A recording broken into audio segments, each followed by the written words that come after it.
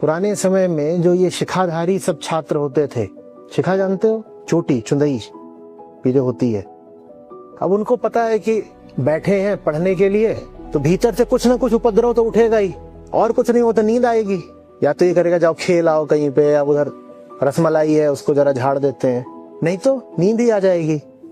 तो उपाय करते थे, दीवार से सट के बैठते थे और अपनी चोटी को कील से बांध देते थे। कहते थे भाग तो सकते ही नहीं, अब सोएंगे भी ऐसे करेंगे तो बाल खींचेगा। तो ये उपाय करने पड़ते हैं। सबसे पहले तो अपने भीतर जो चोर और शैतान बैठा है उससे परिचित होना पड़ता है और उसका उपचार करना पड़ता है। उसका उपचार यही होता है, चोटी को बांध दो दीवार से, भागने की संभावना नहीं, अगर झपकी भी लोगे तो तुरंत सीधे नींद खुल जाएगी। अब बैठो पढ़ो। अपने ऊपर बंदिशें लगाना सीखो। नहीं चाहते हो कि दुनिया तुम पर शासन करे तो आत्म अनुशासन सीखो।